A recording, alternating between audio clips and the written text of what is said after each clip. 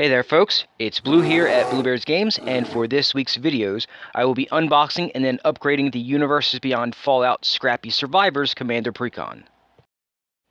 Before we get started, I'd like to take a moment to ask for your help in supporting my channel, which can be done in the following ways. Subscribing to the channel, sharing any of my content on your socials, watching some of my many other videos, purchasing Super Thanks, purchasing channel memberships, purchasing decks that you may have seen on this channel directly from me on the Blue Bears Games Facebook page, and/or visiting our sponsor at arcane-fortress.com and using discount code BlueBear at checkout if you decide to purchase any of their amazing gaming supplies from them. Anything that you do will help support my channel immensely, and I thank you for it. Now that that is out of the way, let's get to today's video. This will of course be the unboxing of the precon, where I'll show you everything that comes in the box, including the deck card by card, and then tomorrow I will release an upgrade guide where I'll go over some options that I believe you should take out and then add back in to help make the deck either more fun to play a little better, or best case scenario, both. This deck's color identity is red, green, and white, also known as Naya, and uses Dogmeat Ever Loyal as the commander. Let's be honest, we don't get dogs as commanders in Magic very often, so that's pretty neat. When you add to it the fact that it's a beloved dog like Dogmeat from the Fallout series, and you have a recipe for a popular card. However, when it comes to commanders, they have to be viable to truly be a popular card in Magic, so why don't we go over what it does real quick. Dogmeat is 1 red, 1 green, and 1 white mana to cast for a 3/3 legendary dog with 2 abilities. The first ability says that when Dogmeat enters, mill 5 cards, then return an aura or equipment card from your graveyard to your hand. The second ability says whenever a creature you control that's enchanted or equipped attacks, create a junk token. From what I can tell, Dogmeat's colors and abilities lean towards a Voltron-esque strategy. Depending on what else is in the deck, I can see Dogmeat being a viable commander. It's not as powerful as, say, Ural, but viable if you want to use a Voltron strategy differently, and use Dogmeat because he's such a good boy. I'm kind of curious to see what they included in the box, and I'm sure if you're watching this video, you are too. So, let me rip this bad boy open, and I'll show you what's in the box. So here is what the outside of the box looks like. It says Scrappy Survivors on the front. It's white, green, red, and has Dogmeat as the commander, and a picture of Dogmeat on the left-hand side. And the back says War Never Changes, and has a couple of the cards in the box on the back. But let's open it up and see everything else. Alright, so here is what the deck box looks like. If I can get it together. Alright, so that's the front. This side has the 3 colors on both sides, actually. On the back of it is the picture that's on the front of the box, which is Dogmeat. And the bottom is yellow, top says Fallout on it. We have the insert. Probably a little poster on the one side. Alright, so it says Scrappy Survivors, extra commander rules, playing the deck. On the back, it does it. It's a little poster size, and honestly, it's kind of weird. It has on there a little description of what magic colors do. Didn't notice that before. But again, this will probably be a divider for my collection. Here's what the little insert looks like that had the Dogmeat on the front. It has 2 +1/+1 counters on the left, plus these 2. Another 2 on the right, plus exclamation points. I don't know what those are for. And then the back has these little ones that I've said it many times. I don't know what they're for, but they're too small for anything that I can think of. So if anybody has any type of idea what they're good for, please let me know. The life wheel. The back of the life wheel. Not generic. And then we have the Collector's Booster Sample Pack, and then the deck. So let me zoom a little bit. We'll open the Collector's Booster Sample Pack first.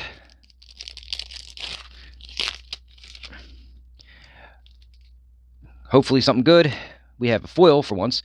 Sentinel Sarah Lyons, extended art, so not great. And oh, I wish this was in foil. It's a command tower in extended art. That's not horrible. Don't know if there's a monetary value to them, but I'll have it up there for you. And then the deck. So let me open that up and we'll get started. Alright, split the deck in half and show you what the cards are. So I already showed you what Dogmeat does, so we can skip Dogmeat. The secondary commander is, it's Preston, Garvey, Minuteman. White, green, red, and 2, so 5 converted mana value. For a 4/4 legendary human soldier. It says, at the beginning of combat on your turn, create a green aura enchantment token named Settlement attached to up to one target land you control. It has enchant land, and enchanted land has tap, add 1 mana of any color. And then another ability that says whenever Preston Garvey Minuteman attacks, untap each enchanted permanent that you control. Okay, so let's see what the rest of the deck looks like. We have Brotherhood Outcast, a 30-cast 3/2 human soldier that says when it enters the battlefield, you can choose between either returning target aura or equipment card with a mana value of 3 or less from your graveyard to the battlefield, or put a shield counter on target creature. I know which one I would probably choose, but that's just me. Commander Sophia de Geer is a 40-cast 1/3 legendary human pilot with flash, so it can be cast anytime you can cast an instant. And then an ability that says when it enters the battlefield, destroy up to 1 target legendary permanent. That permanent's controller creates a junk token. Okay. Acquired Mutation is a 3-cast enchantment aura that enchants a creature, and the enchanted creature gets +2/+2 and is goaded. And then whenever the enchanted creature attacks, defending player gets 2 rad counters. Crimson Caravaneer is a 3-cast 1/2 human scout with double strike, trample, and whenever it deals combat damage to a player, create a junk token. That's kind of cool to have double strike, and then whenever it deals combat damage, because it deals it twice in a combat, so that's kind of cool. Alright, let's see. This is Ian the Reckless, is a 2-cast 2/1 legendary human warrior that says whenever it attacks, if it's modified, you may have it deal damage equal to its power to any target. Modified means that it's either enchanted, has a +1/+1 counter on it, or it has a equipment on it. Big Horner Rancher is a 5-cast 2/5 human ranger with vigilance. Tap to add an amount of green equal to the greatest power among creatures you control, and you can sacrifice it and you gain life equal to the greatest toughness among creatures you control. Breakdown is a 3-cast instant that says destroy target artifact or enchantment and create a junk token. Gunner Conscript is a 2-cast 2/2 human mercenary with trample. It gets +1/+1 for each aura and equipment attached to it. When it dies, if it was enchanted, you create a junk token. And then finally, when it dies, if it was equipped, create a junk token. They are on separate lines, so keep that in mind. That means that if it was both enchanted and equipped, you get 2 junk tokens. Super Mutant Scavenger is a 5-cast 5/5 mutant warrior with trample. And when it enters the battlefield or dies, return up to 1 target aura or equipment card from your graveyard to your hand. Well Rested, 2-cast enchantment aura that enchants a creature. And the enchanted creature has, whenever this creature becomes equipped, put 2 +1/+1 counters on it, then you gain 2 life, and draw a card, and that ability only triggers once a turn. Agility Bobblehead is a 30-cast artifact bobblehead that, just like all the others, taps to add a mana of any color, and then its ability is that you can pay 3 and tap it to have up to X target creatures you control each gain haste until end of turn, and can't be blocked this turn except by creatures with haste, where X is the number of bobbleheads that you control as this ability was activated. Perception Bobblehead, a 30-cast artifact bobblehead, another one that also taps to add a mana of any color. And this one's ability is that you pay 3 and tap it to look at the top X cards of your library, where X is the number of bobbleheads that you control, and you may cast a spell with a mana value of 3 or less from among them without paying its mana cost, and put the rest on the bottom of your library in a random order. That's actually pretty good. I like the bobbleheads. Silver Shroud Costume is a 2-cast artifact equipment that has flash, and then when it enters the battlefield, attach it to target creature that you control. That creature gains Shroud until end of turn. The equipped creature can't be blocked, and it equips for 3. All That Glitters, this is a reprint, a very good one. Path to Exile, so removal, reprint. Valorous Stance, another reprint. Sticky Fingers, Abundant Growth. Fertile Grounds, this must be the ramp section. Rancor, a very good reprint. Squirrel Nest, Wild Growth, Behemoth Sledge, Arcane Signet, Brass Knuckles, Explorer's Scope, Fire Shrieker, Soul Ring, Idolized, I don't know if that's a reprint. It's a 2 to cast aura that enchants a creature, and the enchanted creature gets, whenever this creature attacks, it gets +X/+X until end of turn, where X is the number of non-land permanents you control. That may not be a reprint, but that's not bad either. Codsworth, Handy Helper, a 3 to cast 2/3 legendary artifact creature robot that says commanders you control have Ward 2. Tap to add 2 white and spend this mana only to cast aura and or equipment spells. And then you can tap it to attach target aura or equipment you control to target creature you control. Activate only as a sorcery. Pre-War Formalware is a 3 to cast artifact equipment that says when it enters the battlefield, return target creature card with a mana value of 3 or less from your graveyard to the battlefield and attach Pre-War Formalware to it. The equipped creature gets +2/+2 and has vigilance, and it equips for 3. Vault 101 Birthday Party is a 4 to cast saga with 3 chapters. Chapter 1 says create a 1/1 white human soldier creature token and a food token. And chapters 2 and 3 say you may put an aura or equipment card from your hand or graveyard onto the battlefield. If an equipment is put onto the battlefield this way, you may attach it to a creature you control. Duchess Wayward Tavern Keep is a 4 to cast 4/3 legendary human citizen that has 2 abilities, it appears. The first one says whenever a creature you control deals combat damage to a player, put a quest counter on it.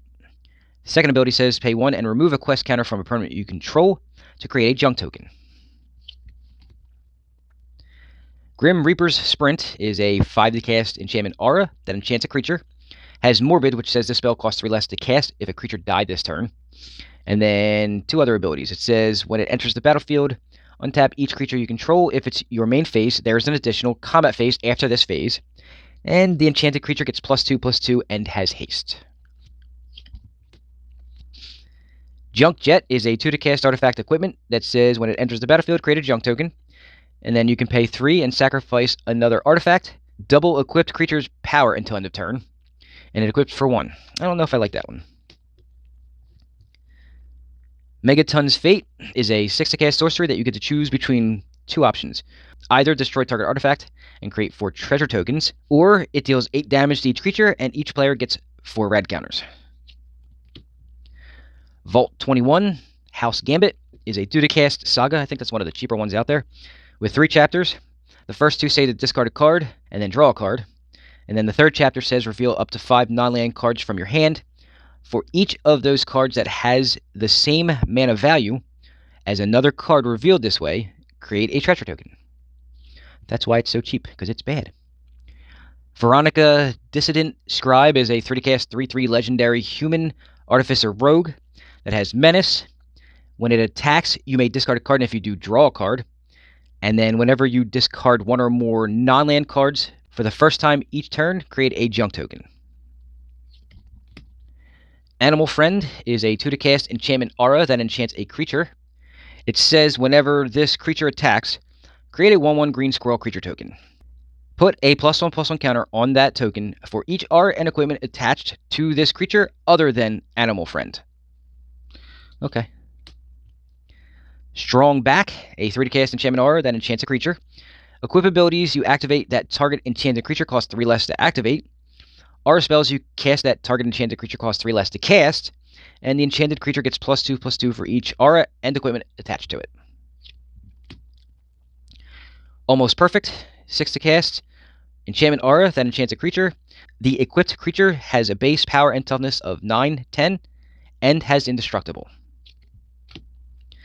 Armory Paladin is a 3 to cast 3/3 human knight with trample, and whenever you cast an aura or equipment spell, exile the top card of your library. You may play that card until the end of your next turn.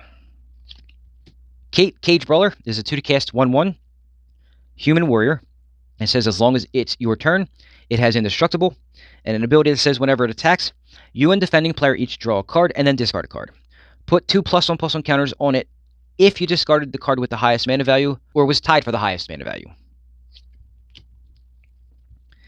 Cast Hand of Vengeance is a 4 to cast 4/3 legendary human ranger that has vigilance and an ability that says whenever it or another creature you control dies, if it were enchanted or equipped, return any number of aura cards that were attached to it from your graveyard to the battlefield attached to target creature, then attach any number of equipment that were attached to it to that creature. A lot of words for a lot of stuff. It basically just means that if a creature that's enchanted or equipped dies, take that stuff and put it on the next creature. Inventory Management is a 2-cast instant with split second, and then its ability says for each aura and equipment you control, you may attach it to a creature you control. Moira Brown, Guide Author, is a 3-cast 2/3 legendary human citizen. It says when she enters the battlefield, create a colorless equipment artifact token named Wasteland Survival Guide. With equipped creature gets +1/+1 for each quest counter among permanents you control and equip 1. And then whenever you attack, put a quest counter on target non-land permanent you control. 3-Dog Galaxy News DJ is a 3-cast 1/5 legendary human bard. It says whenever you attack, you may pay 2 generic mana and sacrifice an aura attached to 3-Dog Galaxy News DJ. When you sacrifice an aura this way, for each other attacking creature you control, create a token that's a copy of that aura attached to that creature. Mr. Gutsy, good name, 2-cast 1/1 artifact robot soldier. It says whenever you cast an aura or equipment spell, put a +1/+1 counter on Mr. Gutsy. And then when Mr. Gutsy dies, create X junk tokens, where X is the number of +1/+1 counters on it. Pip-Boy 3000, a 1-cast artifact equipment that says whenever the equipped creature attacks, choose to either draw a card and then discard a card, put a +1/+1 counter on that creature, or untap up to 2 target lands, and it equips for 2. Junktown, a land that taps to add a colorless. It doesn't come into play tapped, so that's nice. And then it has an ability that for a red and 4 and tapping and sacrificing it, create 3 junk tokens. Definitely Junktown. Sun-Scorched Divide is a enemy-colored filter land. Oh, we're through the first half. Back half of the deck, should be a lot of reprints. There we go. Mantle of the Ancients, that's a reprint. Pure Steel Paladin. Single Combat. Blasphemous Act. Chaos Warp. Heroic Intervention. Basilisk Collar. Bloodforged Battle Axe. Champion's Helm, that's a really good reprint. Masterwork of Ingenuity. Canopy Vista. Cinderglade. Clifftop Retreat. Exotic Orchard. Mossfire Valley. Rootbound Crag. Scatter Grove. Scavenger Grounds. Sheltered Thicket. Sungrass Prairie. Sunpetal Grove, Temple of Abandon, Temple of Plenty, Temple of Triumph, Swiftfoot Boots for some protection for the dog, Ash Barrens, Buried Ruin, Command Tower, Evolving Wilds, Jungle Shrine, Path of Ancestry, Roadside Reliquary, Rogue's Passage, Temple of the False God, Terramorphic Expanse, some full art lands, some mountains, some forests, some plains. Here is the thick version of Dogmeat. And then some tokens. Some junk tokens. Some settlement tokens. Treasure. Food. Some rad counters. A lot of rad counters. And on the back sides of them, got more treasure. Some copy. Squirrel token. Wasteland Survival Guide token. Probably the only one that you'll see is probably in this precon. Some food. Human soldier. And treasure and squirrel. And that, my friends, is what comes in the Universes Beyond Fallout Scrappy Survivors Commander Precon. As someone who made a deck similar to this with Ural, I think that some of the reprint choices were odd. What I mean by that is there was no resiliency in the auras chosen. If you've watched my Ural deck, you will understand what I'm talking about. The other issue I had was that splitting your buff pieces between auras and equipments means that you cannot create synergies with either one. So, you're left with a single strategy that the pieces are fighting each other for attention. Basically, I guess what I'm saying is that it's too focused on one way to win with no actual backup plan. So, for tomorrow's upgrade guide, I'll try to add some resiliency and a backup win con that should make the deck much stronger and smoother to play, with some synergies with the pieces that make this deck run as a Voltron theme. It's a game plan I've used many times before over the years, so it should work out quite nicely. Well, folks, that's all for this video. Thanks for watching, and if you're looking for more Magic content to watch, please go browse my channel and take a look at some of my many other videos. I've made quite a few over the years that I think you'll enjoy, and then please be sure to check back tomorrow for that upgrade guide. Before you go, please smash that like button and subscribe to the channel if you haven't yet so that you can be notified anytime I release new content. Have a great day, and I will see you all tomorrow.